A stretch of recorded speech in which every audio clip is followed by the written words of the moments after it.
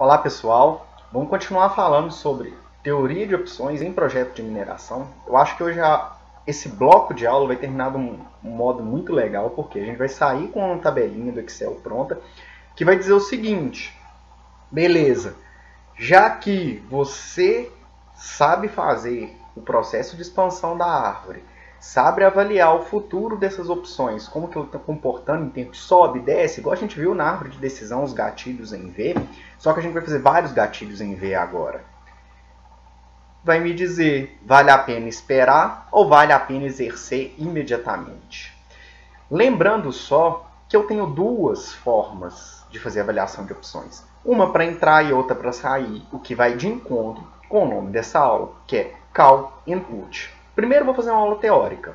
Depois a gente vai partir para uma aula prática verificando as tabelas prontinhas para a gente poder fazer a análise. Só uma coisa, vai estar disponível no sistema acadêmico da UFOP essa tabelinha que a gente vai utilizar na próxima aula. Então, a gente conversando sobre Call Input, a primeira coisa importante é a gente ajustar os termos de conversa. Porque a gente veio conversando sobre opção real e tudo mais, só que existe na literatura uma pequena divisão. Existem dois livros principais, um é o do Pindyck, outro é do Tree Georges. Os dois utilizam termos diferentes. Se você for ler no livro do Pindyck, o que vai acontecer igual está escrito aqui? Eu tenho aqui primeiro em que eu tenho que a opção real no livro do Pindyck vai ser o resultado direto do próprio VPL mais o prêmio líquido da espera. Então a soma dos dois é a opção real. Agora, o livro do Tree Georges, que é muito bom também, ele chama de opção somente esse prêmio líquido da espera. Então, o que seria de diferença entre um e o outro? Se eu estiver falando sobre o Pindyck, o valor, quando eu falar o valor da opção real vai ser a soma dos 10 mais os 5,5 do prêmio líquido da espera. Agora, para o Tree Georges, somente o 5,5 é que é o valor da opção. É só um termo técnico para a gente alinhar. Em comparação, o Tree Georges vai chamar o que o Pindyck chamou de opção real, ele vai chamar do VPL expandido.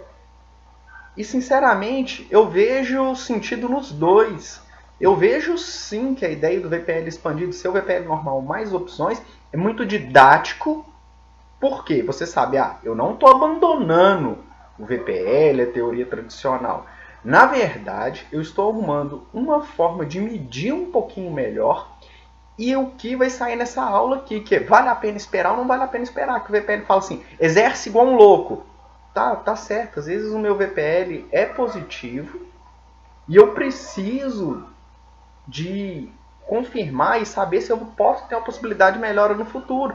Se eu tiver uma possibilidade de melhora no futuro, eu espero. Se eu não tiver, se eu tiver uma possibilidade de piora, eu pego e não espero. Agora também, se for para sair, não, o meu cenário vai piorar muito daqui para frente, eu vou sair do empreendimento, eu vou fechar. Isso aí é muito bom para a questão que eu estou tendo algum tipo de problema ambiental, ou daqui para frente o que eu vou lavrar não vai ser pago o prejuízo que eu vou ter em termos ambientais em função do que eu tenho de reserva. Por quê? Se eu usar todo o que resta de reserva, será que vai pagar o impacto ambiental que eu estou tendo? Então isso tudo tem que ser medido. Se eu tiver algum tipo de acidente, lógico, fora do planejamento. Então as duas terminologias conversam muito bem e elas trazem conceitos. Lembra que a gente falou assim, olha, eu tenho dois cenários, igual estava escrito lá no título, um de call e outro de put. Eu quero que vocês gravem na cabeça, toda vez que for call ou opção de compra, quando eu estou decidindo entrar ou não entrar num negócio, opção de entrada, de exercer. Se eu estou querendo falar de opção de venda, não sei se eu fecho ou não fecho esse tipo de empreendimento, vai ter diferença. E nessa nossa árvore de decisões que a gente vai começar a criar aqui, lembra que foi um processo binomial que a gente foi construindo, a gente vai ver isso melhor na próxima aula. Eu tive uma possibilidade só de subir ou de descer, mas lembrando, eu vou ter várias. Eu posso subir e descer de novo, vou ter um outro aqui, subir e descer, essa aqui também vai me dar outra opção, aqui vai me dar uma outra opção. E isso vai se expandir infinitamente. Então, se eu estiver avaliando, se eu quero entrar, eu estou fazendo uma opção de call. Se eu estiver avaliando a opção de venda, de saída, eu vou estar avaliando a opção de put. O que muda entre um e outro? A gente vai ver lá na frente, o que vai mudar é o último nó, o nó terminal, do tempo de expiração. Porque lá na expiração, quando eu for fazer a análise, igual eu fiz no último Excel que a gente analisou, no gatilho em V, onde é que lá no final eu fazia ou o valor menos o investimento, ou o investimento menos o valor, vai virar os dois. Porque se eu quero saber se vale a pena entrar, eu quero saber se vale a pena entrar nesse empreendimento. Então lá no nó terminal, eu quero saber se o valor que ele me gera é maior do que eu invisto. Então vai ser o valor menos o K. Se eu estiver pensando em sair, o meu exercer vai ser o K, o investido, menos o valor. Se aquilo ali eu estiver perdendo, se eu conseguir ver através da subtração de um e outro, eu aciono o mecanismo de saída. Enquanto eu estiver ganhando, eu não aciono o mecanismo de saída. Isso eu vou avaliar pelo nó terminal. Lembra que primeiro eu fiz a expansão da árvore, na primeira aba, e depois eu voltei naquele processo de expansão, verificando a interação entre os nós. Eu vim literalmente voltando, fazendo como se fosse uma média ponderada entre a probabilidade e o valor que eu tinha. Então, no processo de Beck, o processo, a diferença entre call e put vai estar somente nisso.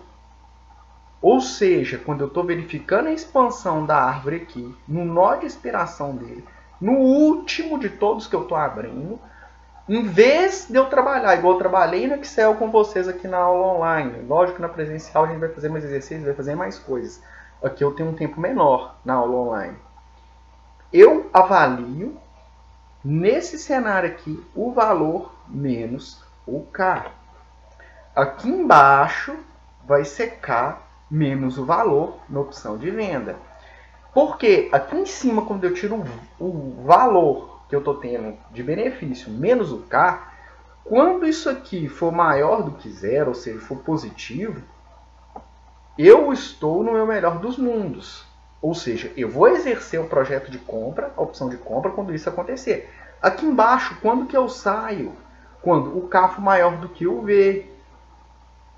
Então, na hora de construir a aba do Excel, a tabelinha que vocês têm, eu já passei aquela primeira. Naquela primeira, o nó terminal, o operador de máximo ficou entre esse valor aqui e zero. Eu exerço um dos dois. Aqui embaixo, na hora que eu for exercer, vai ser a mesma coisa, só que vai ser com relação a esse valor ou zero, para que eu nunca tome prejuízo, porque é sim um tomador de decisão racional. Ou seja, nunca o gestor que vai estar lá na frente fala assim, não, gente, isso aqui vai dar prejuízo, eu vou investir nisso aqui. Não vai, por isso que eu tenho que usar esse operador. E esse operador vem aqui no final da árvore. O processo de back, de volta da árvore, é o mesmo, não muda. Só a decisão no nó final que vai mudar. Então fica muito atento entre o que é isso de call e o que é put. Ah, a gente está fazendo só exercício de call, mas é a mesma coisa fazer exercício de put. A tabelinha que eu vou disponibilizar para vocês, que vai, na verdade, tem uma teoria nela, dessa aula aqui, até mais... a tabela tem uma teoria mais refinada do que a aula. Eu já coloquei uma tabelinha um pouquinho acima, de tempo contínuo, um tanto de fórmula, todos os VBAs vão estar escritos dentro dela, então assim, tranquilo para entender. Só mudando o sinal do nó terminal, que a gente mudou aqui V menos K e K menos V, eu consigo mudar, de avaliar uma opção de venda para uma opção de compra. Tranquilo, tranquilo, tranquilo, tranquilo. Então tá, já que a gente estava ali avaliando, conversando sobre call e put, entra ou não entra, como que a gente transforma isso em números? Eu vou colocar alguns gráficos aqui, que a gente vai ter uma ideia da opção de call e de put, analisando o valor real. E como é que a gente organiza essas ideias? Vamos lembrar desde o início de como que foi feito tudo. Princípio básico. A gente sempre sai de um nó principal, onde é que a gente sabe, olha, eu estou aqui no tempo zero, tentando olhar para frente. Como é que é esse processo de tentar olhar para frente? é ver as probabilidades de subida, as probabilidades de descida. Ah, então tá, já que no período, quando eu passo à frente, eu tive uma probabilidade de subida, ela para? Não, ela continua a se expandir. Então tem outra de subida, outra de descida. Mesma coisa aqui, vou subir de novo, vou descer de novo. Esse outro nó também gera outro processo de expansão, que gera esse processo, e assim sucessivamente. Então quer dizer que eu chego lá na frente no meu período de expiração, ou seja, eu indico para o sistema quando que ele vai parar. Então vamos supor, a gente teve parada aqui. Então quando eu cheguei lá no final desse processo de expansão, onde é que eu determino se é F menos K ou K menos, ou seja, lá no nó terminal que a gente conversou anterior sobre put, eu tenho que fazer esse valor voltar para trás de novo. Ou seja, para mim saber. Porque ali eu vou saber o valor lá na expiração. Mas na expiração não adianta. Eu tenho que trazer para o meu cenário real para que eu possa tomar essa decisão. Então eu faço esse back aqui, essa volta de valor. Beleza, fiz a volta de valor. Isso é que me interessa. Então eu quero saber o meu ativo básico com valor V e F o meu valor da opção, que são coisas diferentes. Então vamos supor, eu tenho aqui um empreendimento mineral que me gera 100 unidades de dinheiro de retorno financeiro hoje. 100. Só que eu tenho um custo de 80. Para investir, concorda que o meu retorno vai ser apenas os 20, que é a diferença entre um e outro. Então eu tenho esse 20 bonitão aqui.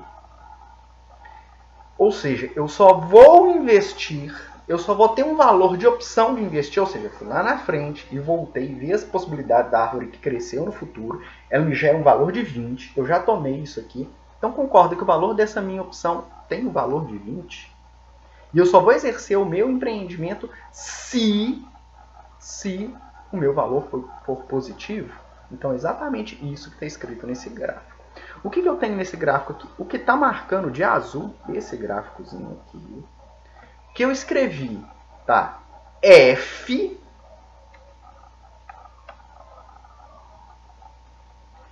é de X, da esperança matemática de X. O que isso aqui quer dizer? Vai ter uma diferença. Eu estou fazendo uma avaliação, ou seja, eu fiz um fluxo de caixa com o meu cenário esperado. Vamos mudar para engenheiro de Minas. Eu tenho um modelo de blocos, que é aquele modelo que eu tenho a maior esperança matemática. É o que a gente faz por krigagem, por IPD. Eu tenho a maior esperança, a maior probabilidade do maior cenário de ser aquilo. Então, isso vai me gerar um fluxo de caixa, em que esse fluxo de caixa eu vou decidir entre o máximo do VPL ou zero, porque se meu VPL for negativo, eu não invisto. Qual que é a região do meu VPL negativo, onde é que eu não tenho valor de opção, onde é que eu não vou trabalhar? Vai ser até esse ponto aqui, porque concorda? Aqui, o valor do ativo é tão baixo, nesse ponto onde é que eu marquei aqui, até com um xizinho. Eu estou nesse ponto aqui do xizinho. É tão baixo o valor que eu não tenho um valor de opção, ou seja, eu vou ficar no zero. Então aquela minha opção que eu fui lá na ponta da árvore, eu fiquei com ela com valor zerado. Então eu não exerci nada. Aumentei mais um pouquinho. Eu vou passando em exercer. Aumentei mais um pouco. Opa, estou no 0 a 0. Lembra do gatilho que a gente fez usando o atingir meta? Fui um pouquinho para frente aqui. Agora quando eu vou para frente, eu não vou estar usando nesse operador aqui escolher o zero. Eu vou escolher o valor que eu tenho no fluxo de caixa. Então, nesse momento, nesse nó, nesse galho terminal lá, eu passo a exercer. E qual que é o valor do meu retorno? Exatamente a diferença entre a curva e o ponto que eu estou analisando. Por isso que eu escrevi aqui retorno. Entendi. Então passou daquele ponto onde é que está de zero, eu vou ter um ganho de valor de opção. Sim, eu vou ter um ganho de valor de opção. Então como essa curva está escrito F de esperança de X, ou seja, eu peguei um modelo de blocos, que é o meu ativo bruto, que representa o meu minério, e ele vai me gerar um valor de VPL. Então eu peguei a esperança desse único modelo e isso me gerou. O que vai ser diferente, é um cenário diferente, de em vez de pegar esse único modelo, a única realização possível, eu sei que existem infinitas probabilidades geológicas, infinitos modelos que são possíveis, talvez o engenheiro de Minas que esteja conversando comigo, o geólogo assistindo a aula, entenda isso melhor do que pessoas de outras áreas. Se eu fizer o inverso, o seguinte, lembra que eu tudo estou fazendo árvore? Então, eu tenho uma árvore de probabilidades para infinitos modelos geológicos. Então, quando eu abro essa árvore e vejo as várias probabilidades, eu vou otimizar 5, 6 casos, fazer 5, 6 sequenciamentos, e a média desses 5, 6, 10, 20, 10 milhões de sequenciamentos me gera um valor. Concorda que existe uma diferença entre isso? Entre eu pegar um modelo de maior probabilidade, que na verdade é a média de todos os modelos, é uma de esperança matemática, do que pegar e otimizar 5, 6 e tirar a média. Na verdade, quando eu pego esses 5, 6, eu estou construindo uma árvore. Eu estou construindo uma opção igual eu fiz aqui embaixo. E isso me gera sempre um valor maior do que pegar um modelo de maior probabilidade. Então, quando eu faço fluxo de caixa normal, é como se eu estivesse pegando um modelo só. E quando eu crio a teoria de opções, eu como se estivesse fazendo 5, 6 modelos e estivesse tirando a média dele. Vai dar diferente. Pode ser só por modelo geológico? Não. Essa árvore de decisão aqui pode representar cenários de preço, subindo, descendo. Qualquer mudança. Ah, professor, então quer dizer que você está dizendo que eu sempre posso estar trabalhando só com uma propriedade, ou seja, só ou o modelo geológico ou só o preço sobe ou desce. Não. Tem como trabalhar com mais. Só que em vez de subir binomial, igual a gente está vendo, ele vai subindo em mais cenários. É uma técnica mais avançada do que a gente está vendo aqui em aula. A gente está vendo só o modelo binomial. Mas nos livros todos que eu passei aqui de referência, trabalham. A gente pode ter um curso mais avançado que trabalhe com probabilidade de subir em 4, 6, 8 cenários? Pode. A gente faz uma árvore de decisão muito mais complexa. Mas para a gente estar começando um curso introdutório, vamos trabalhar só com binomial. Então vou voltar e focar aqui. Então, o que eu botei de reta azul representa o fluxo de caixa normal, o valor esperado normal para o VPL. Só que eu estou sempre fazendo aqui uma comparação entre VPL e teoria de opções. Aqui, tudo que eu conversei com vocês até agora é o que vocês já fazem naturalmente. Vai lá, faz otimização de cava, sequenciamento, vê o tamanho da reserva. Se for um valor maior do que zero, ou seja, tudo que eu recebo, que eu tenho de lucro é maior do que eu tenho de investimento, eu exerço. Essa região aqui é a região onde é que eu não exerço. A partir do momento que passou acima de um valor, é a região que eu passo a exercer. Então, é exatamente esse comportamento que está aqui. Mas a opção comporta diferente? Sim, a teoria de opções comporta diferente. E sempre o valor da opção é maior do que o valor do fluxo de caixa normal. Lembra quando a gente começou no conceito básico? Mas isso é óbvio. Lembra do conceito de VPL expandido? Que é o VPL expandido mais o valor da opção. Então, ou seja, eu tenho o próprio VPL mais alguma coisa por cima. No máximo, tipo assim, se eu considerar o que eu acrescento pouco, eu vou acrescentar zero. Então, no mínimo vai ficar o valor do próprio VPL, igual a gente viu nesse slide aqui. Deixa eu voltar. Nesse aqui. Ou seja, o valor do VPL sempre vai ser menor do que quando eu considero opção. Então, o valor com opção real sempre vai ser menor. Vai ser sempre maior, desculpa. O que me dá um negócio que é chamado de desigualdade de Jensen, que sempre me garante isso. Que me dá exatamente isso aqui. Se eu considerar que o valor do ativo básico no mercado, ele fica sempre maior onde é que eu tenho essa ideia de criar a árvore, ver todas as opções e ele vai me dar um valor. Ah, Felipe, mas aí está muito esquisito. Por quê? Primeiro, se eu juntar e sobrepor um gráfico em cima do outro, eu vou ver que tem um ponto onde é que o teoria de fluxo de caixa normal, que era o azul, mandava eu não investir e agora você está mandando uma coisa diferente de não investir. Sim, eu estou te dando uma coisa diferente de não investir. Então, nesse momento, você começa a ver. Teoria de opções é muito bom para a ideia de call para entrar no empreendimento quando eu tenho valores VPLs muito pequenos. Ou seja, que eu posso ver se vale a pena esperar ou não esperar. Então, assim, é melhor aplicado para isso. Eu gero ganho para VPL muito alto, para depósito muito bom? Sim, para depósito muito bom você também gera ganho de valor. Mas o mais absurdo era, que gera mais impacto numa empresa. Ah, esse empreendimento a gente vai jogar fora. Ah, não, não joga isso aqui fora. Lembra do exemplo que a gente fez sobre gestão de área mineral lá atrás? Que, tipo assim, uma área que você ia jogar para o lixo, não, você virou e falou assim, não, vou dividir a pesquisa com esse cara aqui porque vai me ajudar. Volta e vê aquele exemplo. É excelente para essas coisas todas. Então tá, sobrepondo um gráfico sobre o outro, o que eu tenho? A linha azul é o payoff de exercício imediato, então aquela ideia do VPL que a gente tem. O que eu tenho de pontilhado aqui é a opção, o valor da espera. Concorda que se eu começar lá atrás na historinha, onde é que eu comecei, eu estou com um valor bem pequeno aqui do meu empreendimento, eu não te mandei mais você jogar fora. Eu escrevi aqui na frente, ó, essa é a região da que está escrito esperar. Ou seja, o empreendimento ainda não está bom o suficiente. Tem a expressão que é deep in the money, dentro do dinheiro. Ele ainda não está. Porque um depósito que é ruim, de repente acontece uma mudança mercadológica, o preço da sua commodity explode. E aquele depósito que era descartado passa a não ser descartado, passa a ter valor. Então segura. Nunca use a expressão, a não ser que o depósito seja muito ruim mesmo. Assim, volume pequeno, commodity ruim, aí sim. Mas por enquanto, não. Então nessa região que eu te mando esperar. Mas naquele ponto que eu marquei, você viu que o valor da opção e do payoff imediato, ou seja, o VPL normal, é quase nada. Mesma coisa.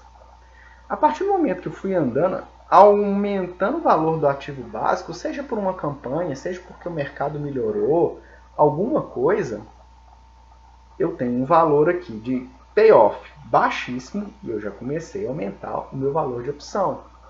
Até chegar nesse ponto aqui, onde é que eu tenho a transição entre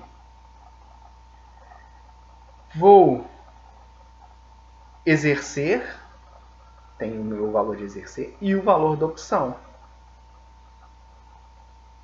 A diferença entre os dois aqui. Essa diferença é mais acentuada nesse ponto. À medida que eu vou aumentando o valor do meu ativo, essa diferença aqui vai só diminuindo. E vamos voltar aqui.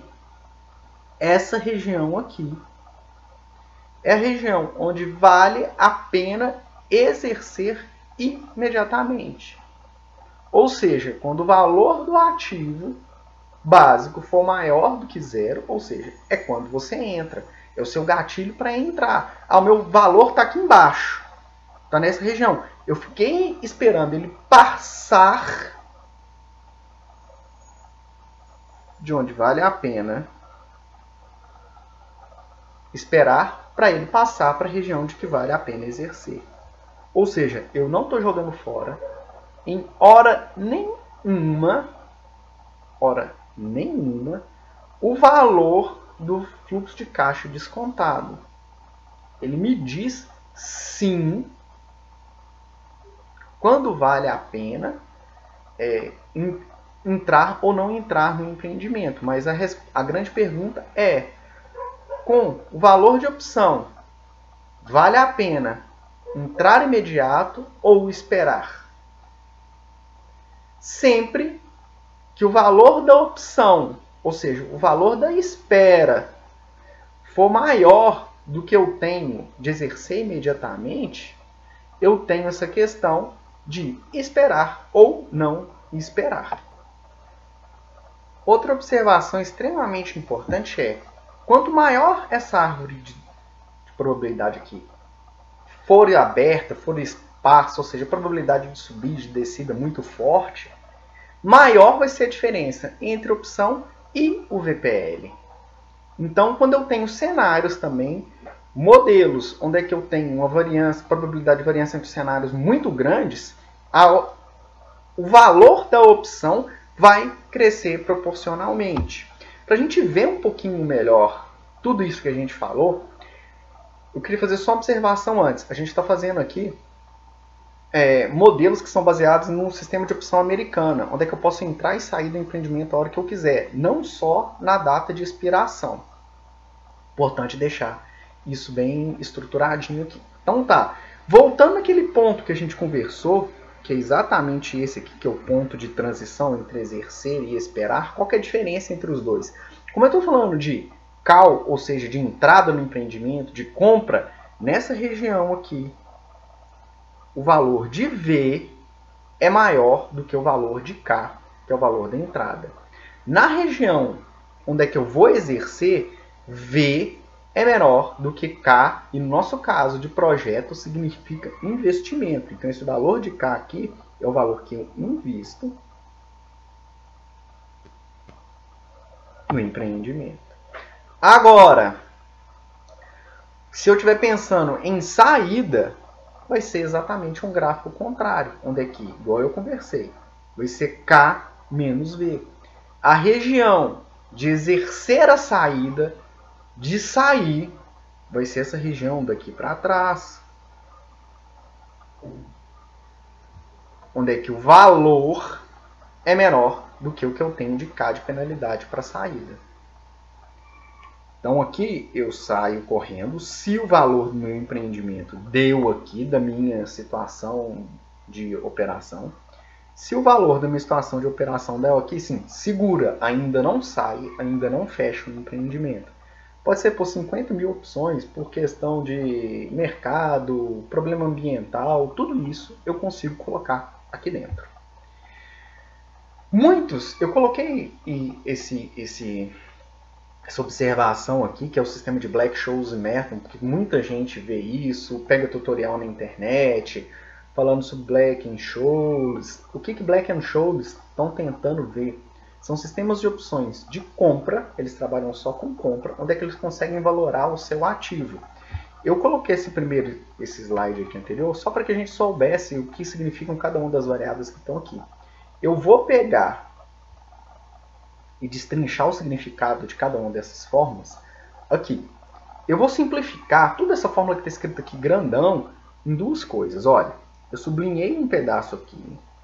Está escrito valor presente do ativo básico. É o meu V na fórmula que eu estava fazendo ali de opção. Do lado de cá, valor presente do custo de exercício, menos K. Então a fórmula de Black-Scholes e Merton, que você pode ver em qualquer livro, você vê um tanto de tutorial na internet, na verdade é um V menos o K. Igualzinho a gente estava fazendo. Mas o que tem de diferença entre os dois aqui, o que a gente está vendo e o que a gente não está... Por que tem esse pedação aqui de fórmula na frente? Por que tem esse outro pedaço gigante aqui também? Por quê? Eles são sempre em função daquela andada no tempo que a gente estava fazendo. Então eu consigo saber para todos os tempos, taxa de expiração diferente, locais diferentes no tempo, qual que é o valor exato. E só uma coisa aqui, aí você vira e fala para mim, tá, eu vi que no início da aula, a primeira coisa que você falou foi de taxa neutra ao risco. E você separou, falou que Black-Scholes e Merton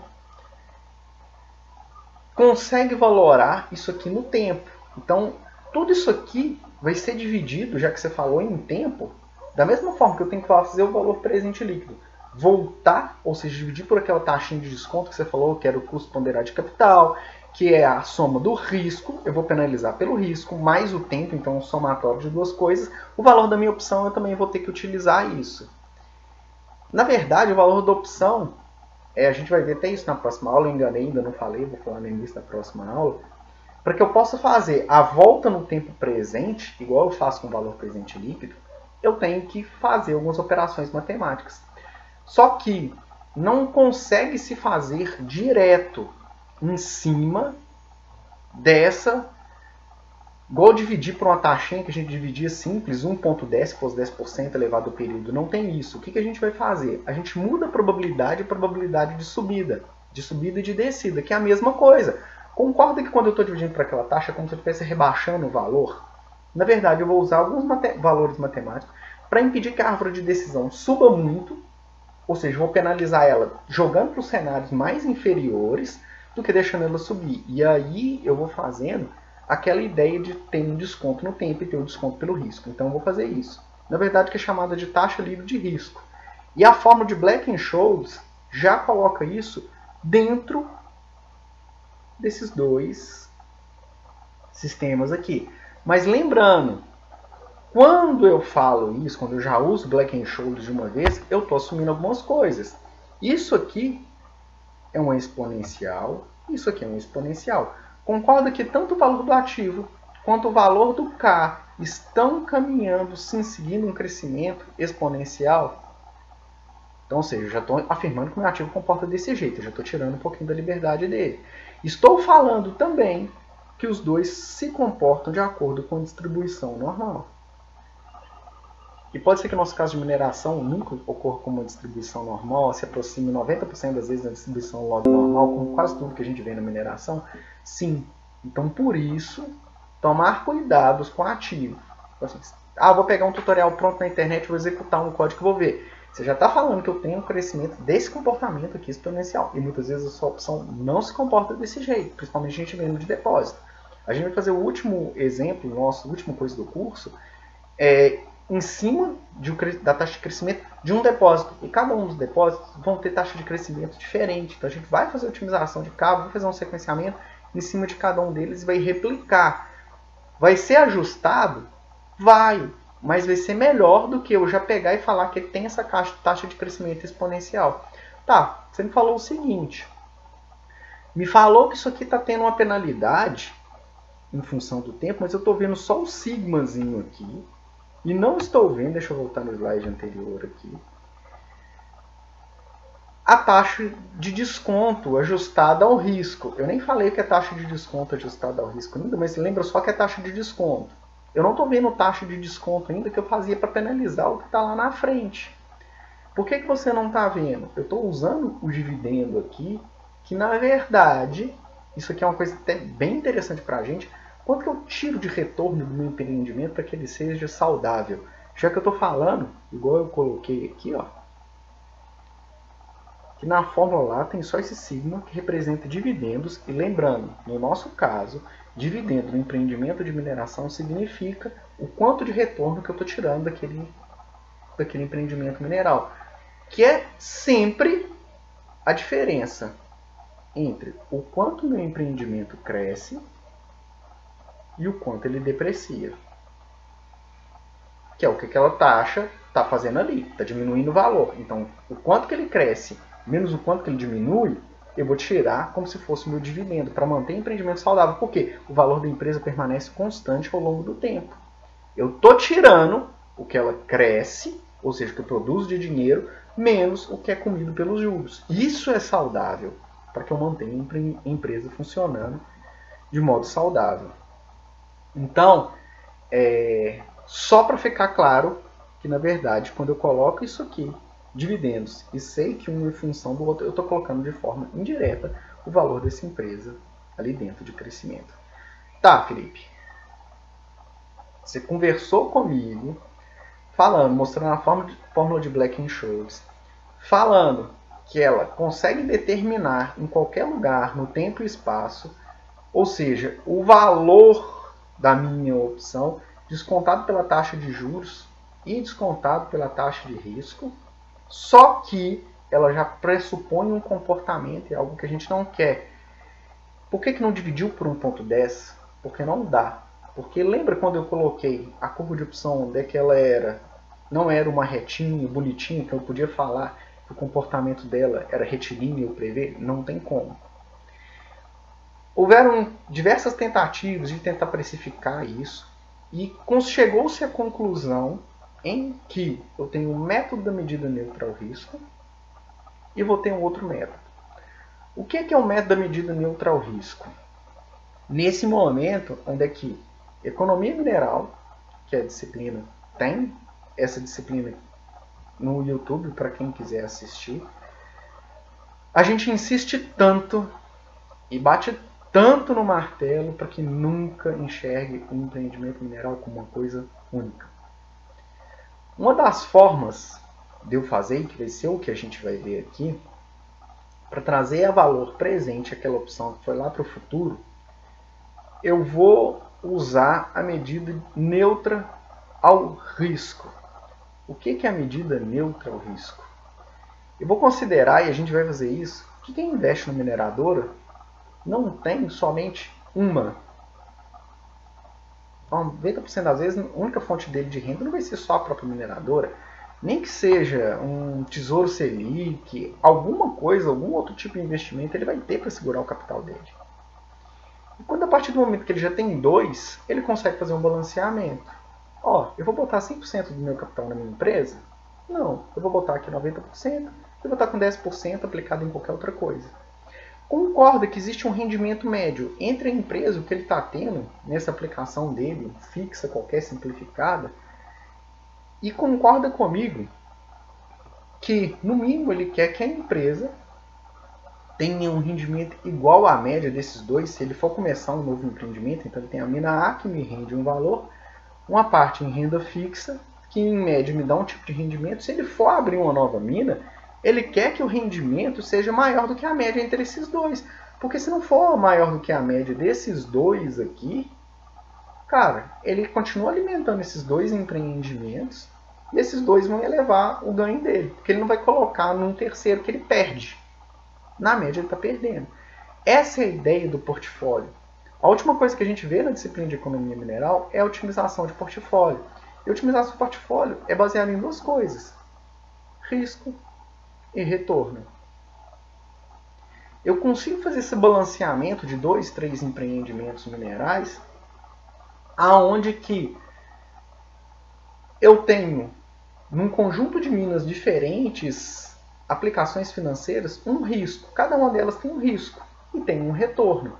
E tem esse gráficozinho aqui, que se eu colocar esse ponto aqui, esse ponto que assume esse valor de risco aqui, que é um risco X, e dá esse nível de retorno.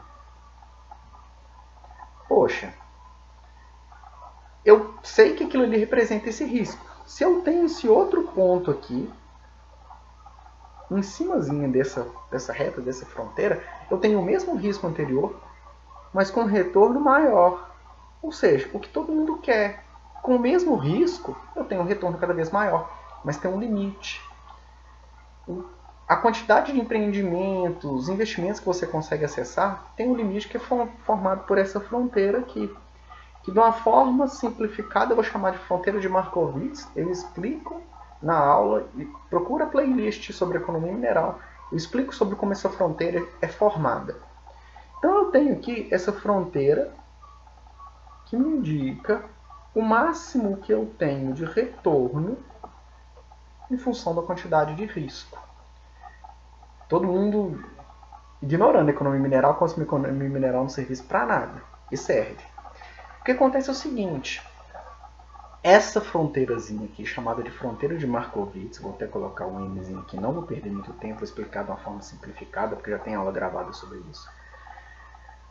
Eu consigo ter a denominação do meu empreendimento de maior retorno para cada uma das faixas de risco. Só que existe alguma coisa que eu chamo de risco zero? Existe. Eu assumo, se o camarada estiver sentado aqui no Brasil, que seria o tesouro do governo brasileiro, que o governo brasileiro sempre pagaria. Se eu tiver a possibilidade de acessar o tesouro norte-americano, se eu estiver sentado fora do Brasil, eu considero que os T-bonds seriam esses tesouros. Concorda comigo que quanto maior o risco, maior o retorno? Porque à medida que eu for aumentando o risco aqui, os valores aqui em cima dessa superfície vão aumentando também. E existe um risco máximo que a minha empresa está disposta a trabalhar. Isso, para descobrir esse ponto, é que a gente faz a otimização da carteira. A gente faz um exercício em Excel, que usa o solver, ele pega e determina esse ponto. Então vamos supor que ele me determinou esse ponto aqui, que o meu conglomerado consegue acessar de maior risco e retorno possível. Se eu tirar essa reta aqui, entre aquele tesouro, aquele investimento ultra seguro e o meu maior risco, eu tenho essa reta, que eu coloquei aqui, vou até expandir ela, que ela possui inclinação, e a inclinação dela mede o risco. Ou seja, no meu empreendimento mineral, a minha taxa livre de risco é eu ter a mesma taxa de rendimento que o meu portfólio, aquela mistura de empresas me dão. Então, ou seja, eu quero que a minha opção, o meu VPL, ganhe daquela média. Se não, fora, colega. Então, um dos métodos para se fazer a atualização do tempo de risco da minha opção é utilizar a medida neutra ao risco. Então, é isso que a gente vai acabar fazendo aqui. Então, o valor de Mi vai ser o mesmo rendimento, o mesmo crescimento que eu tenho da minha carteira. Então, tá. Vamos trabalhar aqui. Vamos considerar um caso simples, depois a gente conversou sobre teoria. Que eu tenho aqui um ativo qualquer em V de zero. Onde é que eu tenho a probabilidade de subida ou de descida? Concorda que esse V de zero pode ir para mais ou pode ir para menos? Ou seja, se eu sei que ele subiu aqui, ele saiu de 100 e foi para 200, o valor que ele sobe, o valor de up, é de 2. Como é que eu sei que o valor dele de up é de 2? Porque eu peguei o valor de mais da subida, mais o valor inicial, dividi, fiz a razão entre os dois, eu tenho o valor de cenário de subida. Eu posso fazer a mesma coisa e replicar no cenário de descida. O valor dele inicial dividido por quanto vale isso aqui. Então tá, sabendo que eu posso fazer isso, eu irei calcular o valor de V de zero a partir da ponta. Então, a partir de eu saber como que comporta esse nó terminal, eu vou tentar determinar ele no início, V de zero. Que, na verdade, no tempo de expiração, é a esperança, uma combinação linear entre o valor que subiu e o que desceu. Então, ficou o valor de mais vezes a probabilidade dele subir, vezes mais, né, a probabilidade dele descer, vezes o valor de mais, dividido por aquela taxinha que a gente conversou, que está representado aqui pelo valor de π. Eu vou rearranjar isso aqui para que eu tenha esse valor de π ou de mi aqui. Eu errei aqui o valor de mi, não é de π. Então, eu consigo reescrever isso aqui com o valor de mi dessa forma aqui. Ou seja, eu descubro qual que é o valor, quais são os valores de nó terminal da árvore sobre o valor de início que fazem o meu valor de mi acontecer. Tendo isso em mente, eu posso falar que a probabilidade neutra ao risco, que é o meu valor de mi, acaba sendo função da árvore, da subida e da descida que ele pode ter.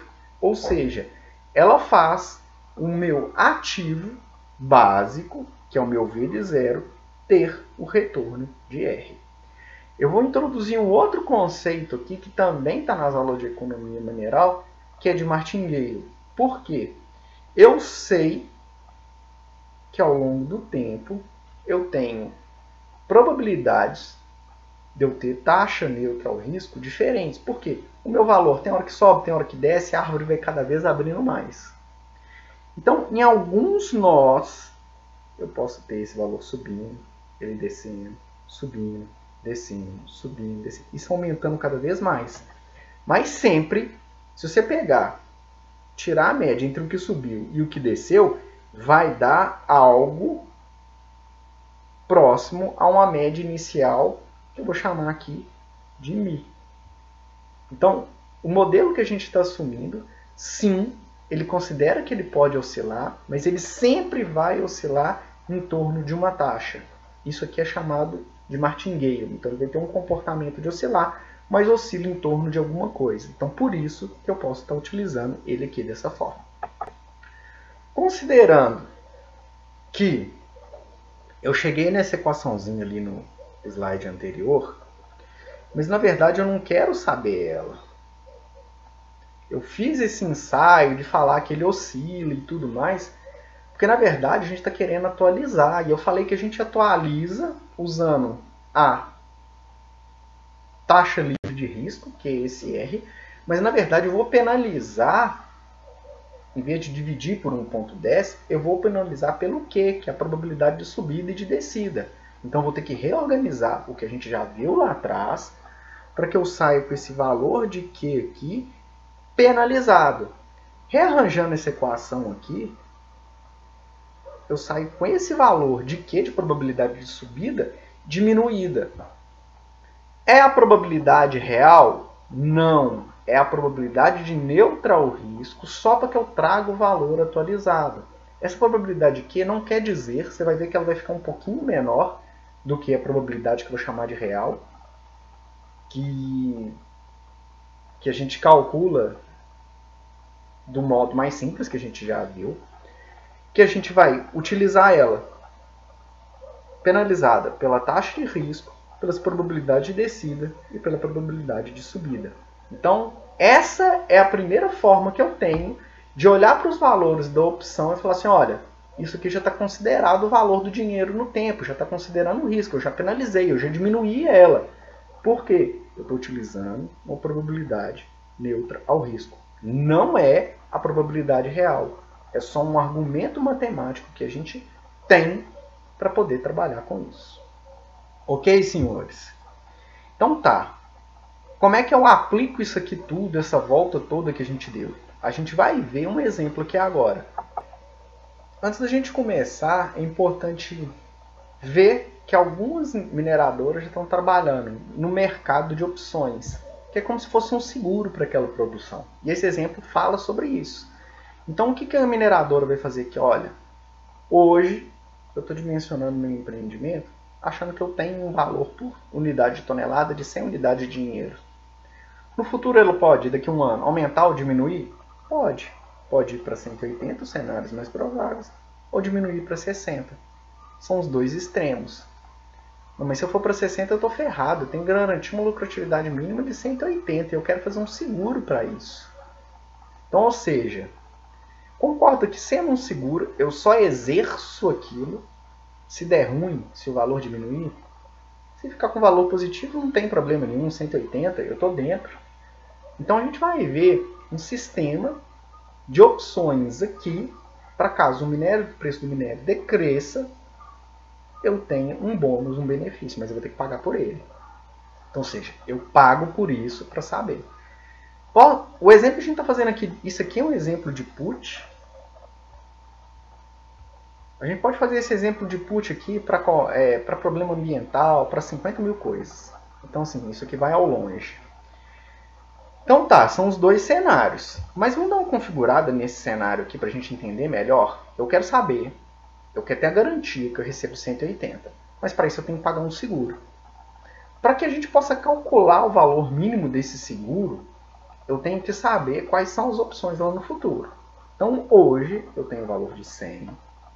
No futuro, se ele subir para 180, a seguradora não tem que desembolsar nada. Ou seja, o valor de prêmio, diferença que ele vai fazer para mim nesse cenário é nenhum. Já atingiu 180 que eu queria. Agora, se ele descer para 60, a seguradora vai ter que desembolsar e vai ter que me pagar o resto. Então, vão ser os 180 menos os 60 que eu estou lucrando. Então, ela vai ter que trabalhar, vai ter que me aportar os 120. Observa só o seguinte. O que eu fiz aqui rápido conversando é a mesma coisa que eu conversei lá no gráfico de put. Onde é que o valor máximo ficou K menos o valor. Esse valor aqui veio 60 da minha lavra. O meu Kzinho aqui veio o valor que eu... Opa, aqui, desculpa, isso 60. E aqui vai ser o meu 180 que a seguradora vai ter que aportar. A diferença entre eles aqui nesse cenário de baixo ficou 120. Aqui em cima, como os valores ficaram invertidos, ficou. Eu quero chegar a 180, ela me aporta mesmo 180, fica 0. Então ele vai escolher o valor de 0 aqui para mim. É a mesma coisa, não muda nada.